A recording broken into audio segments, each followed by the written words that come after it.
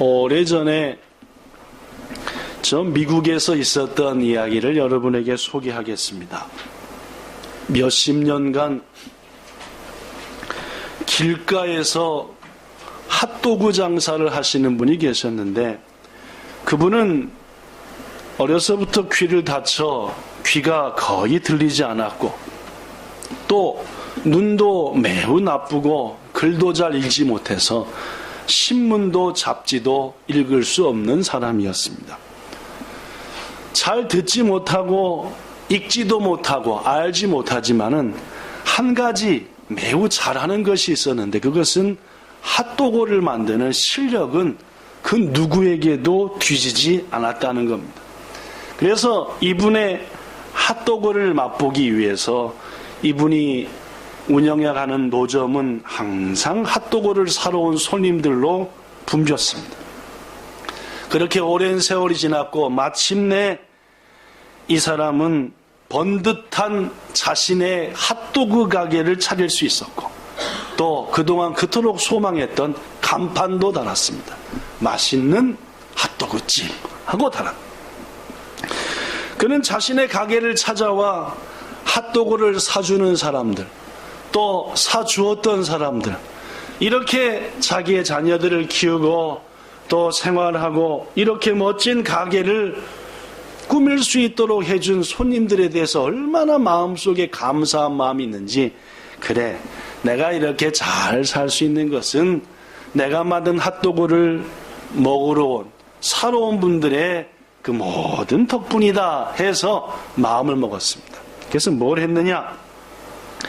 자기를 찾아와 핫도그를 사주는 그분들의 마음에 감사를 듬뿍 넣어서 핫도그 고기도 한 배 반 크게 하고, 또 거기에 넣는 모든 재료들도 더 많이 넣고, 빵도 큼지막하게 하면서 가격은 그대로 유지했습니다. 여러분, 어떤 일이 일어났을까요? 물론입니다. 그때부터 그의 가게는 더 많은 손님들로 붐볐습니다. 이야, 이렇게 어려운 때에 핫도그가 이렇게 커지고 이렇게 볼륨이 있어졌는데 똑같은 가격에, 더구나 저분이 감사하는 마음으로 저렇게 하니 얼마나 좋냐 해가지고 그 가게가 더 많은 사람들이 모여지게 되었다. 그러던 어느 날 대학에 다니는 그 사람의 아들이 방학을 맞아 집으로 내려오게 되었습니다. 아버지 핫도그 가게가 번듯하고 얼마나 번창하든지 착한 아들인지 와서 아버지가 하는 일을 열심히 도왔습니다. 하루가 다 지났습니다. 아들이 아버지에게 이렇게 말합니다. 아버지, 라디오도 듣지 못하셨어요. 아버지, 신문 잡지도 못 읽으셨어요. 지금 세계가 얼마나 어려운데요.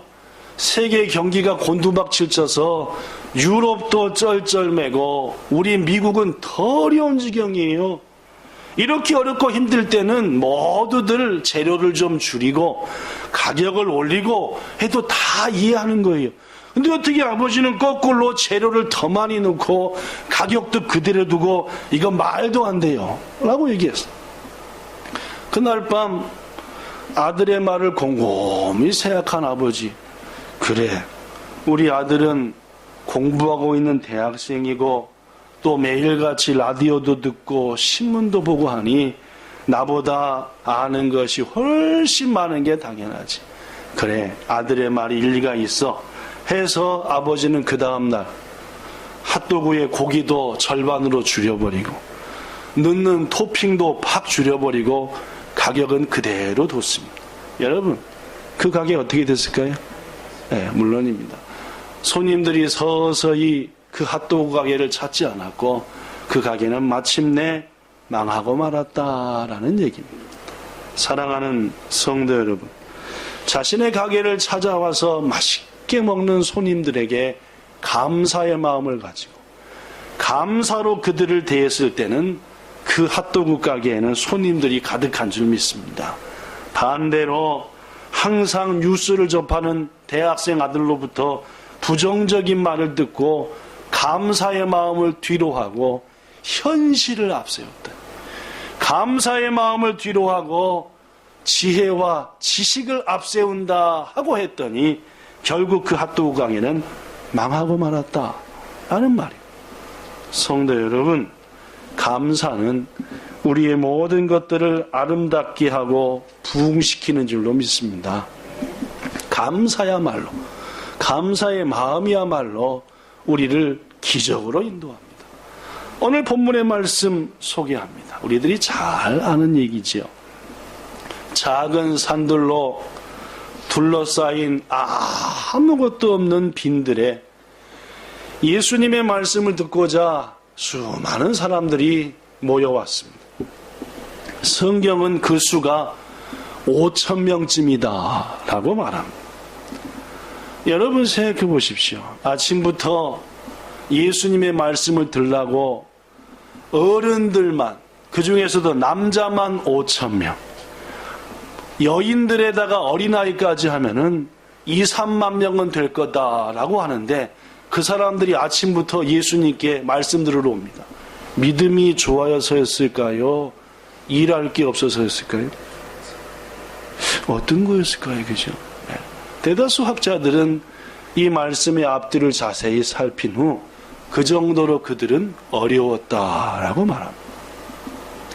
예수님의 말씀에 사무함도 있었지만은 아침부터 낮에 한참 일해야 될 시간에 장정 5,000명, 그리고 여인되고 어린아이까지 하면 더 많은 사람들이 아무것도 없는 빈들로 나왔다라고 하는 것은 지금 이들의 삶이 참으로 폭폭하다, 어렵다라는 이야기라는 겁니다.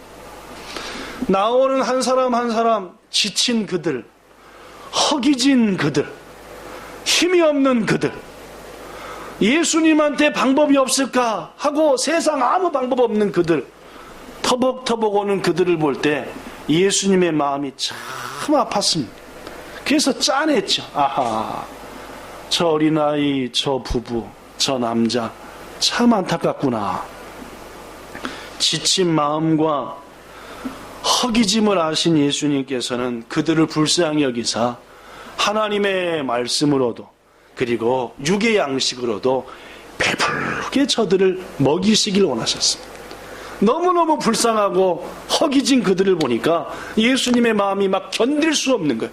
저들을 위로하고 축복해주고 영의 양식과 육의 양식으로 충분히 먹여주자 하는 마음이 예수님의 마음으로부터 막 넘쳐왔다. 바로 그때 한 어린이의 감사의 도시락이 예수님의 손에 들려진 줄로 믿습니다. 야, 어머니가 나 먹으라고 싸준 거지만은 이것은 주님을 드려야 되겠다. 한 어린아이의 주님을 향한 감사의 마음이 예수님의 손에 들려졌습니다. 여러분, 그 도시락 안에는 뭐가 들었었지요? 물론입니다. 보리떡 5개와 물고기 2마리입니다. 여러분 생각해 보십시오. 예수님께서 지금 불쌍한 이들을 향해서 영육으로 채워주리라 하는 그 순간 하나님께서 예수님의 손에 뭘 주셨다고요? 네, 떡과 물고기를 주셨습니다.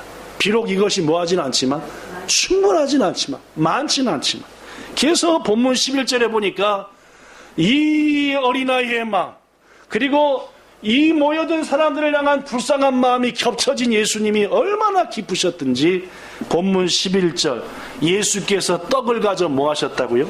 축사했다. 축사가 뭡니까? 축사가 돼지가 사는 데가 축사인가요? 아, 그렇지 않죠, 그지? 예. 축이라고 하는 것은 빌축자입니다. 빌다, 구하다, 기도하다라는 뜻이죠. 사자는 감사할 사자입니다. 즉 감사기도를 드렸다는 말입니다. 헬라어로 뭔지 압니까? 읽어볼까요? 유카리스테오. 시작. 유카리스테오. 네. 무슨 많이 본 것 같지 않습니까? 앞에 유자 띄면은 오, 똑같은 뜻입니다. 네. 네. 거기서부터 하나님의 은혜를 바탕으로 한 그에 대한 감사기도, 이게 유카리스테오입니다. 유카리스테오, 감사기도를 드렸다라는 말입니다. 네. 카리스, 하나님의 은혜 때문에 감사기도 드렸다라는 게 유카리, 스테오라는 말입니다. 무척 멋있는 말이죠, 그죠? 그렇습니다. 예수님께서 말씀을 듣기 위해 모인 무리들의 지침과 허기짐을 아시고 저들을 배불리 먹기를 원하셔야 되겠다라는 마음을 간절하니까 하나님이 그 손에다가 딱 보리떡 5개와 물고기 2마리를 얹어주시니 예수님이 마음이 얼마나 뜨거워지는지 뭔 기도가 드려졌다고요? 감사의 기도가 드려졌다라는 말입니다. 성경에는 이 유카리스테오, 즉 감사기도라는 단어, 헬라어 단어가 몇 군데 나옵니다. 그 중에 2군데 소개하려 했는데 딱 한 군데만 소개하겠습니다. 여러분이 잘 아는 이 말씀이 유카리스테오입니다. 데살로니가전서 5장 18절 읽어볼까요? 시작. 범사에 감사하라. 그러니까 범사에 유카리스테오. 즉 결국은 감사해요라는 말이라 범사에 뭘 하라? 감사 기도를 드려라 그 말입니다. 유카리스테오가 그냥 감사가 아니라 감사 기도라니까 얘기죠. 그러니까 오늘 예배 드리려고 딱 교회 오는데 막 나오는 순간 쫙 찢어내죠. 그죠? 그럼 어떻게 해요? 감사해요가 아니라 어떻게 하라고요? 주님 이렇게 뜨거운 햇빛을 맞으며 예배당을 가니 뭐합니다? 감사합니다. 뭘 드려라? 이게 범사에 감사라. 아시겠습니까? 감사라고 하는 말의 뜻이 그냥 감사해요가 아니라 하나님을 향해 감사의 기도를 드려라 라는 말이고 그것이 유카리스테오라는 말. 그렇습니다. 예수님은 지금 너무너무 뜨거운 마음으로 최상의 감사 가운데 하나님 이것을 제 손에 들려주시니 감사합니다. 하나님께서 이것을 통해서 여기 있는 모든 무리들을 배불리 먹이시게 할 것을 바라보며 감사합니다 라고 했다는 말입니다. 그랬더니 이러한 감사의 기도를 드린 후 어떤 일이 일어났지요? 물론입니다. 오병이어의 기적, 즉 떡 5개와 물고기 2마리로 장정만 해서 5,000명, 여인과 어린아이까지 하면 더 많은 사람들을 배불리 먹이고 부스러기 조각들을 모았더니 12광주리가 남았다라고 성경은 말합니다. 사랑하는 성도 여러분, 우리들은 말이나 기도나 행동에 있어서 감사해야 합니다. 감사하면 부흥되는 겁니다. 핫도그 아저씨처럼 말이에요. 그러나 우리의 마음속에 감사가 사라지고 당연한 거야. 이게 뭐야? 사람이 몇 명인데 도시락 하나 갖고 이런 감사의 마음이 없어지고 불평의 마음이 생기면 그 결과는 자명하다는 말입니다. 사랑하는 성도 여러분, 성경에는 수많은 믿음의 선배들이 감사함으로 기적을 체험했습니다. 부디 이 무더운 여름, 조금만 어떤 일만 있어도 짜증부터 나는 여름, 감사하여서 그 모든 것들을 물리치시고 이 어려움을 기적으로 바꿔나가는 여러분과 본향의 모든 성도 되시기를 예수님 이름으로 축복합니다. 자, 그렇다면 감사하는 삶, 감사의 기도를 항상 드리는 삶을 위해서 우리는 어떻게 해야 되는가? 첫째, 아무것도 없는 현실 앞에서도 절대로 불평하거나 불가능하다라고 해서는 안 됩니다. 예수님께서 오늘 본문에 보니까 빌립한테 한 가지 질문을 하셨지요. 뭐라고 물으셨습니까? 빌립아, 내가 여기 있는 모든 사람한테 배불리 먹이고 싶은데 어떻게 했으면 좋겠냐? 라고 물으셨죠. 이것은 성경이 말하기를 빌립의 마음을 테스트해 보시기 위함이었다. 이 테스트를 통해서 빌립을 훨씬 더 성장하도록 그의 믿음이 쑥 자라도록 하시기 위함이었다. 나중에 얼마나 창피했겠어요, 빌립이. 그렇죠? 그러니까 그 창피함이 뭘로 바뀐 겁니까? 쑥 성장으로 바뀐 거죠. 그렇죠? 물론 사실 빌립은 이미 예수님을 통한 기적을 많이 체험했던 사람입니다. 물이 변하여 포도주가 되는 걸 봤던 사람, 안진뱅이가 일어서고 보지 못하는 자가 보게 되고 병든 자가 낫게 되고 수많은 기적을 이미 예수님과 가까이 하면서 빌립은 체험했습니다.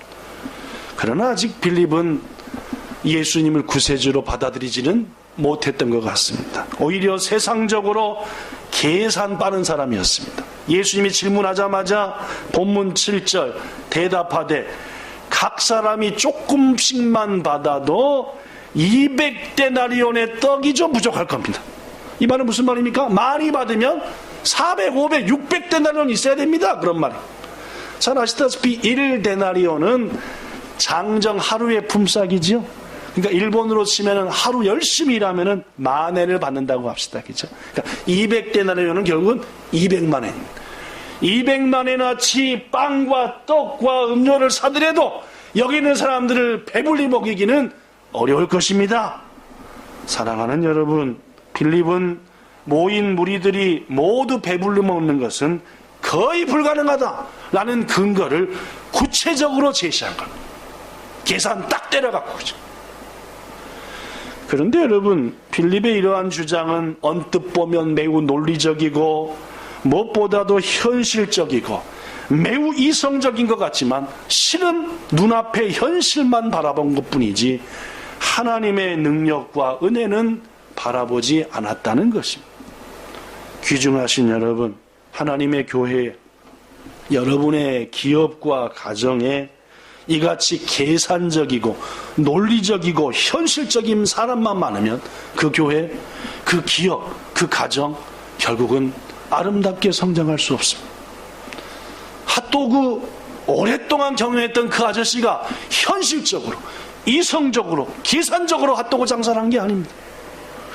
그렇게 했다면 그 핫도그 가게는 결코 오랫동안 하지도 못했습니다. 그러나 이성적으로, 계산적으로 아니라 뭘로? 감사로 했잖아요. 그러니까 성공이 있어요. 그러나 아들을 통하여서 어느 순간 감사가 끝나가고 하나님의 은혜는 끝나가고 이성적, 계상적이 되는 순간 그 가게에는 종말이 왔다는 말입니다. 핫도그 가게뿐만이 아닙니다.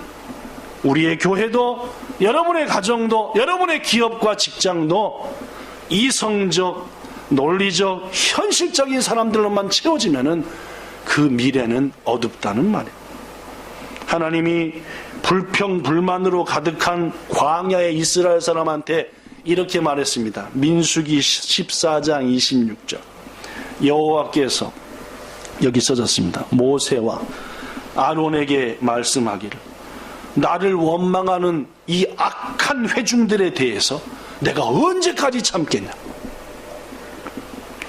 너희 자손들이 나를 향하여 원망하는 바, 그 원망하는 말을 내가 다 들었노라. 뭡니까? 차라리 애굽에서 고기 먹다 죽는 게 나을걸. 뭐 때문에 여기까지 우리가 끌려왔던 거. 애굽 땅에 있을 때는 참 좋았도다. 지금 이곳에 우리는 다 죽을 것이고 결코 적과 꿀이 흐르는 땅에 가지도 못하리라. 거기 있는 자들은 더구나 장대하고 강성하되는데 우리 메뚜기가 때문에 막 불평했어. 하나님이 말합니다. 나를 원망하고 불평하는 말을 내가 다 들었노니 언제까지 내가 너희들을 참아주랴. 이어서 말하죠. 너희 말이 내 귀에 들린 대로. 바꿔 말하면 뭡니까? 니들이 말한 그대로란 말이에요. 너희 말이 내 귀에 들린 대로, 니들이 말한 그대로 내가 너희에게 행할 것이니 너희의 시체가 이 광야에 엎드려지리라 라고 말했어요. 무슨 말씀인지 아시겠죠? 더 이상 이스라엘 백성들에게 감사의 마음은 없었습니다. 눈앞의 현실에 빠져서 물 주세요, 물 주세요, 고기 주세요, 고기 주세요. 그때가 좋았어요, 돌아가고 싶어요. 오로지 불평과 불만. 결국 하나님께서는 그들의 말대로 모두 다 여호수아와 갈렙을 제외하고는 죽임을 당하고 말았다라는 말이에요. 사랑하는 본향 성도 여러분, 우리 그리스도인들에게 눈앞에 있는 현실보다 더욱더 중요한 것은 우리의 모든 것을 감찰하시는 하나님께 감사의 기도를 드리는 겁니다. 부디 우리 앞에 있는 현실, 보리떡 5개, 물고기 2마리만 쳐다보는 인생 되지 말고 하나님의 은혜 가운데 감사하여서 놀라운 기적을 체험하는 여러분 되시길 축복합니다. 1985년 5월 15일 미국의 콜롬비아 대학교의 학위 수여식에 머리가 희끗희끗한 동양인 한 사람이 눈물을 쭉 흘리면서 참석하고 있었습니다. 그 사람의 이름은 전재경. 당시 그의 나이 50살이었습니다. 그가 학위 수여식에서 여러 사람들에게 눈길을 끈 것은 그가 철학박사 학위를 받아서도 아니었고, 동양인이어서도 아니었고, 또 나이가 많아서도 아니었습니다. 가장 큰 이유는 그가 앞을 보지 못하는 맹인이었기 때문이었습니다. 전재경 박사, 그는 1935년 충남 부여에서 목수였던 아버지의 2남 5녀 중 6번째로 태어났습니다. 다른 아이들처럼 정상으로 자랐지요. 그러다가 그의 나이 7살이 되던 해 당시 크게 번졌던 유행병 중 하나인 안질, 제대로 된 눈병, 이것을 알았고 결국 그 안질이 낫지 못해서 두 눈을 다 실명하게 되었습니다. 7살 때 두 눈을 잃었습니다. 그때부터 전재경 그는 고난과 인내와 고통의 날들을 보냈습니다. 당시 주위 사람들은 말합니다. 이제 너는 너 혼자서는 아무것도 할 수 없는 존재가 되고 말았어. 불쌍한 놈. 보는 사람들보다 재경이를 불쌍한 놈, 불쌍한 놈. 그러나 어린 재경이는 자신을 불쌍히 여기지 않았습니다. 처음에는 보지 못해 안타까워하고 너무너무 속상했지만 그는 믿음을 가진 어린이였고 하나님의 전에 가서 기도했습니다. 주님, 전사님의 목사님의 말씀을 들으니 감사할 게 많습니다. 눈 외에는 저에게 모든 것을 건강하게 하신 하나님 감사합니다 하며 하루하루 감사하며 산 줄로 믿습니다. 그 후 그는 맹하학교에 입학했고 여러 가지 어려움을 하나하나 이겨내며 열심히 공부했으며 마침내 서울에 있는 건국대학교라는 학교에 입학했다고 합니다. 대학 합격이 그의 최종 목표가 아니었기에 그는 대학생활 속에서도 열심히 매진했고 항상 그를 아는 사람마다 참 감사라는 말이 그를 떠나지 않아. 그는 항상 교수님 감사합니다. 저 같은 사람을 가르쳐 주셔서, 친구야 나를 인도해 줘서 고마워 하면서 자신을 캠퍼스로 다니고 가르쳐주는 항상 감사. 그 감사가 마침내 결실을 맺어서 미국 유학의 길이 열렸고 1985년 미국에서 오랜 동안 공부하다가 콜롬비아 대학에서 박사학위를 받았다는 말. 그는 미국에서 에드나라고 하는 여인과 결혼했는데 학위를 받은 다음에 이렇게 말했습니다. 나의 아내 에드나의 기도와 섬김이 없었다면 나는 결코 이 자리에 설 수 없었을 겁니다. 나의 아내에게 감사의 말을 전합니다 라고 말합니다. 사랑하는 성도 여러분, 아름다운 인생을 산 사람들, 그들은 모두 다 한결같이 현실을 부정하거나 불가능하다거나 불평하지 않고 오히려 자신 앞에 주어진 현실을 감사하며 나갔다는 말입니다. 예수님께서 우리에게 분명히 바울을 통해서 말씀합니다. 범사에 감사하라 라고 말입니다. 그냥 감사가 아니라 뭐라고요? 유카리스테요. 뭘 드려라? 감사를 기도로 드리라 그 말. 주님 앞에 구체적으로 이래서 감사합니다. 이래서 감사합니다. 감사한 자에게 오병이의 기적은 여러분의 것이 될 것입니다. 두 번째로 감사하기 위해서는 큰 것과 작은 것과 비교해서는 안 됩니다. 오늘 본문에 안드레라는 제자가 등장하지요. 예수님께 말합니다. 여기 한 아이가 있어 보리떡 5개와 물고기 2마리를 가졌나이다. 그러나 이 많은 사람이 그것이 얼마나 되겠사옵나이까. 예수님께서 먹이고 싶은 사람들은 어떻고요? 이렇게 많고요. 예수님한테 있는 건 어느 거요? 딸랑 고기 2마리하고 떡 5개밖에 없고요. 그 안드레가 된 거예요. 먹일 사람은 이렇게 많은데 요것은 요거밖에 안 됩니다. 이른바 비교입니다. 안드레의 말은 음식을 먹을 사람에 비하면 이 도시락은 너무나 작다는 말입니다. 그러나 여러분, 예수님 어떻게 하셨습니까? 모인 무리들을 잔디밭 위에 앉게 하시고 하나님께 아까 뭘 드렸다 했죠? 감사의 기도, 축사를 드렸다라는 말. 사랑하는 성도 여러분, 예수님은 보리떡 5개와 물고기 2마리가 모인 모두에 비해서 너무나 작고 보잘것없다고 불평하지 않으셨습니다. 하나님 뭡니까? 이 사람들을 먹이겠다는 마음이 이렇게 간절한데 겨우 도시락 한 개입니까? 라는 마음이 예수님의 마음에는 없었다는 말입니다. 내가 이렇게 하고 싶은데 겨우 이겁니까? 이런 마음 없었다는 말입니다. 여러분과 제가 하나님을 위해서 제가 이렇게 하고 싶은데 저한테 주신 건 겨우 이겁니까? 라고 비교하거나 불평하지 않았단 말입니다. 사랑하는 여러분, 크고 작은 것이 문제가 아닙니다. 많고 적은 게 문제. 남에게 있는 떡 아무리 많아도 우리 것 아닙니다. 내게 있는 것이 아무리 작은 것이라도, 아무리 보잘것없는 것이라도 그것이 내 것이고 하나님이 그것을 내게 내 분량으로 주신 것입니다. 그러므로 비교하지 말고 그것을 내게 주신 하나님을 바라봐야 합니다. 남의 것과 비교하는 것을 지키는 사람은 대부분 감사보다는 불평을 앞세웁니다. 사람이 비참해지는 이유는 다른 사람과 자신을 비교하기 때문입니다. 또한 사람이 교만해지는 이유도 다른 사람과 자신을 비교하기 때문입니다. 다른 사람과 비교하는 것이 때로는 더 열심히 노력하게 하는 도전을 줄 수도 있지만 비교의 결과는 대부분 나쁩니다. 고로 비교하지 않으셔야 합니다. 한 배 속에서 나온 쌍둥이라도 자세히 살펴보면 60가지 이상 언뜻 차이 난답니다. 그렇습니다. 여러분과 저는 이 세상에 단 하나밖에 없는 존재입니다. 그래서 천연기념물이죠. 왜 천연기념물 되는지 압니까? 몇 개 없으니까. 근데 우리는 하나씩밖에 없잖아요. 그죠? 그러니까 전부 다 천연기념물. 더구나 여러분과 저한테 있는 것 하나님이 딱 맞춰주신 맞춤 축복입니다. 기성복 축복이 아니다 그 말입니다. 여러분과 저한테 딱 맞게 주신 맞춤 축복. 고로 비교해서는 안 돼요. 내 자식과 남의 자식 비교하지 말고 내 남편과 남의 남편, 내 아내와 남의 아내 최고로 어리석은 것. 내 직장과 남의 직장, 내가 섬기는 교회와 다른 교회, 내 부모와 다른 부모 비교하는 것 자체가 어리석한 것이고 악한 거다. 하나님이 내게 딱 맞춰주신 맞춤 축복이라는 것을 잊어서는 안 되는 것. 조금만 생각하면 우리는 하나님 앞에 감사할 수 있습니다. 그러나 사람들은 대부분 비교한다는 말. 부디 비교하지 말고 감사하시기를 축복합니다. 우리 남편은 그렇게 뚱뚱해? 우리 남편은 왜 이렇게 많이 먹어? 뭐 이런 말. 비교하는 순간 비참해지고 비교하는 순간 교만해진다는 말이겠죠. 우리 남편 왜 이렇게 잘생겼어?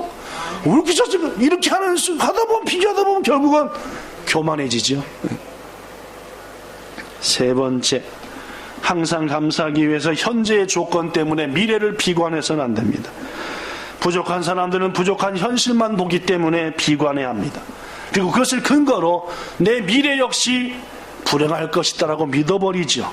그렇습니다. 지금 우리에게 물고기 2마리와 보리떡 5개만 있다고 해서 여러분과 저의 인생이 영원히 물고기 2마리와 보리떡 5개로 끝나는 인생이 아닌 줄로 믿습니다. 지금 가난하다고 영원히 가난한 것이 아닙니다. 하나님은 반드시 우리를 복 주시려고 부르셨지 망하라고 부르신 것 아닙니다. 앞에서 말했지만 감사하여 믿고 나가 그 감사를 통해서 기적을 체험한 신앙의 신비를 체험한 선배들이 한둘이 아닙니다. 다니엘은 사자굴 속에 던짐을 당하더라도 감사기도 드렸습니다. 미쳤지요. 그러나 그는 범사에 감사하라, 감사기도 드려라 라는 그 말씀을 믿음으로 마음에 새겼다는 말입니다. 바울과 실라도 복음을 전하다가 감옥에 갇혀 실컷 두드려 맞고 쇠사슬로 몸과 온 곳이 묶였습니다. 짜증나고 신경이 날리죠. 그러나 그는 어떻게 했습니까? 오히려 감사하며 찬송했더니 기적이 나타났습니다. 성경을 바탕으로 만든 어린아이들에게 공부시켜줄 탈무드, 이런 말이 있습니다. 가장 행복한 사람은 누구인가?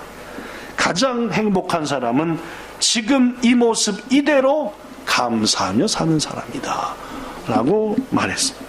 말씀을 마칩니다. 여러분, 사랑하는 여러분, 아무것도 없는 현실을 보고 불가능하다 하면서 불평하지 맙시다. 큰 것과 비교하여 자꾸만 불평하고 불만한 우리가 되지 맙시다. 현재의 조건 때문에 미래를 비관하지 맙시다. 지금 내 앞에 있는 모든 것 하나님이 나를 위해 주신 것을 확실히 믿고 감사합시다. 분명 우리 하나님은 감사하는 우리에게 우리가 감사하는 바로 그때를 위해서 준비하신 놀라운 기적의 복을 내려주실 것입니다. 올여름 무척 덥답니다. 장마철에 이렇게 더운 적은 저도 일본 생활 20년 이제 넘어가는데 별로 생각 안 납니다. 그죠? 그래도 장마철엔 좀 견딜만 해요. 밤에도 잘만 하고, 그죠? 네, 요새 많이 덥습니다. 오늘도 상당히 덥습니다. 장마철인지도 모르겠습니다. 그죠? 계속. 하여튼 올 여름은 엄청나게 덥답니다. 더우면 짜증납니다. 그 순간 우리는 악한 자의 밥이 되고 만 것입니다. 범사에 뭐 합시다? 감사하지 말고 감사의 기도를 드립시다. 하나님 감사해요. 감사드립니다. 할 때 하나님은 감사하는 자가 누릴 기적을 우리 것으로 주실 줄 믿습니다. 올여름 감사로 기적을 누리는 우리 모든 본향성도 되기를, 우리의 부모 형제 자녀 되기를 예수님 이름으로 축복합니다. 기도하겠습니다. 좋으신 하나님, 현실을 보고 따지고 불평하는 순간 우리에게 감사는 사라지고, 그 감사와 감사 기도가 사라지는 순간 우리에게는 어둠이 찾아오는 것을 압니다. 예수님의 마음, 어찌할까? 저들을 먹여야 될 텐데, 저들을 기쁘게 해야 될 텐데, 저들에게 힘을 줘야 될 텐데, 그때 예수님의 손에 작은 도시락이 들려졌습니다. 이렇게 많은 자들을 먹여야 되는데 이게 웬일입니까? 가 아니라 얼마나 하나님께서 응답해 주신 것이 감사한지, 어린아이의 마음이 얼마나 감사한지 예수님은 순간 감사 기도를 드렸고 거기에는 기적이 일어났습니다. 이 마음을 우리에게 주시옵소서. 가정에서도, 일터에서도, 교회에서도, 길을 갈 때에도 순간 우리의 마음에 감사 기도가 나오게 하시고 그곳을 기적의 시작으로 만들어가는 우리 모두가 되게 하시기를 예수님 이름으로 기도드리옵나이다. 아멘.